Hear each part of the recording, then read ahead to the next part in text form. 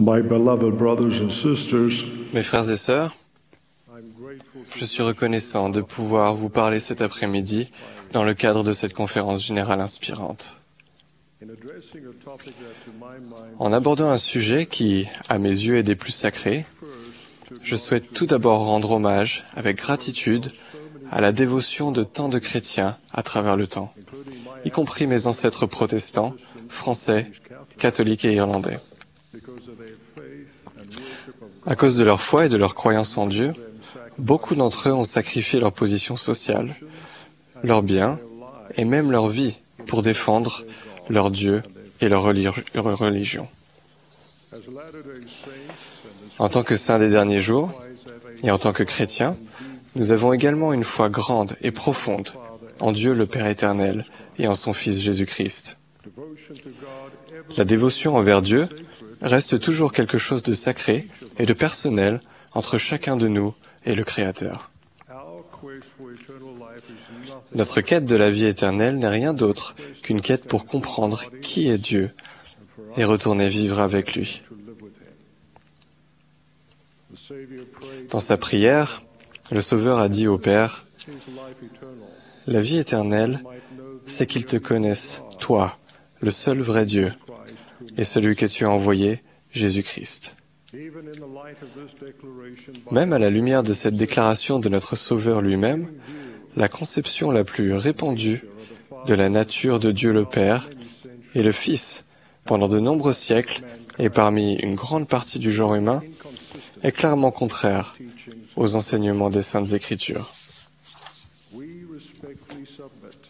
Nous déclarons respectueusement que la compréhension correcte du Père et du Fils est au cœur de l'évangile de Jésus-Christ et de son pouvoir salvateur.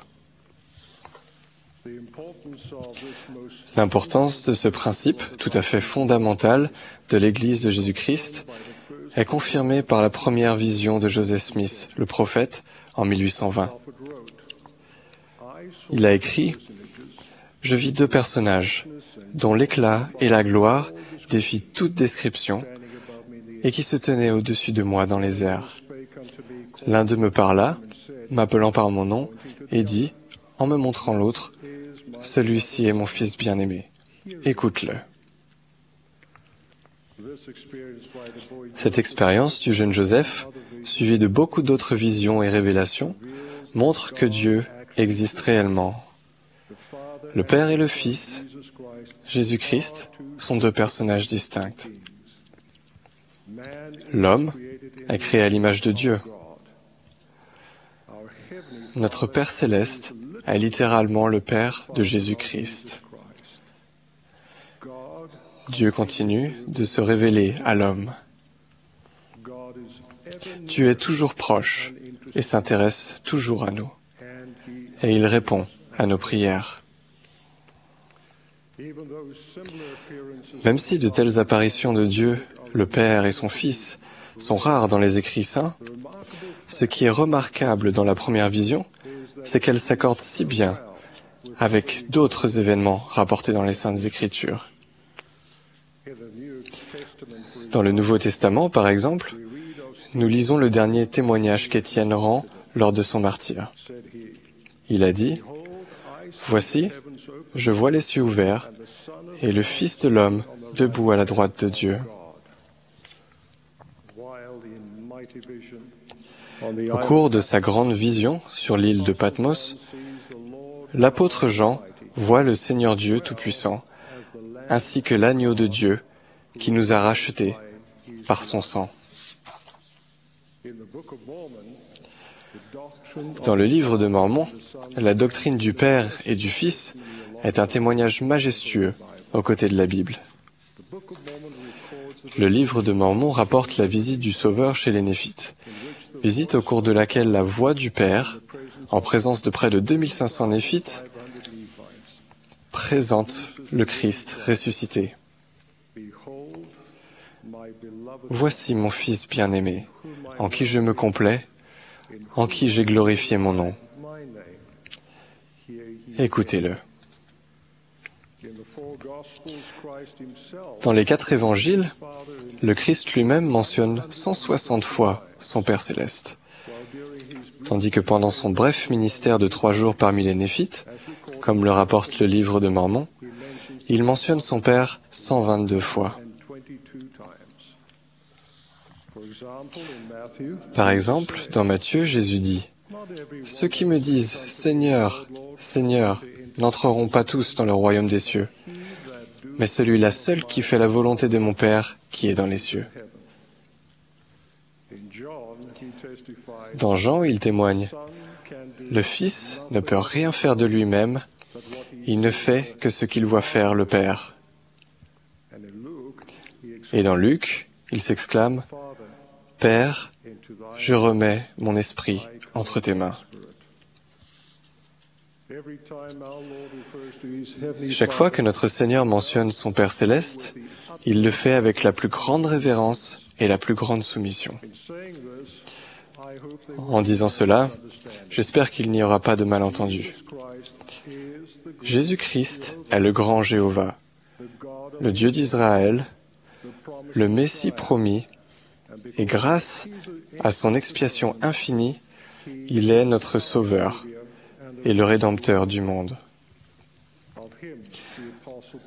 L'apôtre Paul a déclaré à son sujet « Ensuite viendra la fin, quand le Christ remettra le royaume à celui qui est Dieu et Père, et après avoir détruit toute domination, toute autorité et toute puissance. » La veille de son expiation, le Sauveur fit sa grande prière sacerdotale à son Père. Il dit dans sa prière, « Ce n'est pas pour eux, autrement dit ses apôtres, seulement que je prie, mais encore pour ceux qui croiront en moi par leur parole, afin que tous soient un, comme toi, Père, tu es en moi, et comme je suis en toi, afin qu'eux aussi soient un en nous, pour que le monde croie que tu m'as envoyé. Et je leur ai donné la gloire que tu m'as donnée, afin qu'ils soient un, comme nous sommes un. » Le Père et le Fils sont 2 personnages distincts, mais parfaitement unis en pouvoir et en but. Cette unité ne leur est pas réservée. Au contraire, ils désirent cette même unité chez tous ceux qui, avec dévotion, suivront leurs commandements et y obéiront. Comment celui qui recherche Dieu avec ferveur est-il capable de faire la connaissance du Père et du Fils? Notre Sauveur a promis, « Mais le Consolateur, l'Esprit Saint, vous enseignera toutes choses. » Dans le livre de Mormon, Néphi parle de la doctrine du Christ, déclarant que le Saint-Esprit témoigne du Père et du Fils. Il est vrai que toute personne peut ressentir occasionnellement le pouvoir ou l'influence du Saint-Esprit selon la volonté du Seigneur, indépendamment de son appartenance religieuse. Mais on obtient la pleine mesure ou le don du Saint-Esprit qu'après avoir reçu le cœur brisé et l'esprit contrit, les ordonnances du baptême et du don du Saint-Esprit par l'imposition des mains.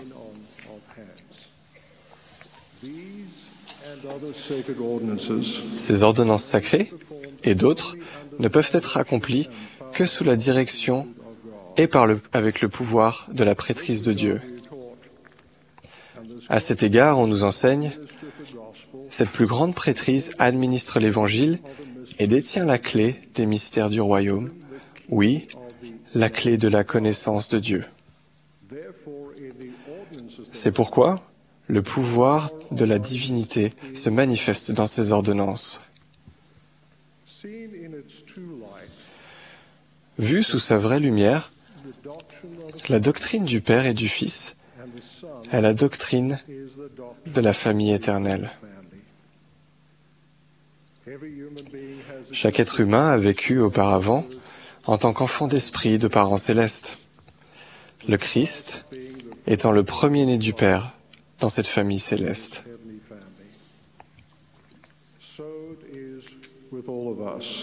Il en est de même pour nous tous.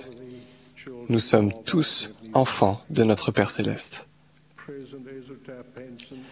Ezra Taft Benson a dit, avec une vision prophétique, « Rien ne sera plus surprenant quand nous traverserons le voile que de nous rendre compte combien nous connaissons le Père céleste et combien son visage nous est familier. » J'ai appris qu'il n'est pas possible d'exprimer dans le langage de l'homme les choses qui ne sont connues que par le Saint-Esprit et le pouvoir de Dieu. C'est dans cet esprit que je rends solennellement témoignage de la réalité, de la proximité et de la bonté de notre Père céleste et de son Saint-Fils, Jésus-Christ. Au nom de Jésus-Christ, Amen.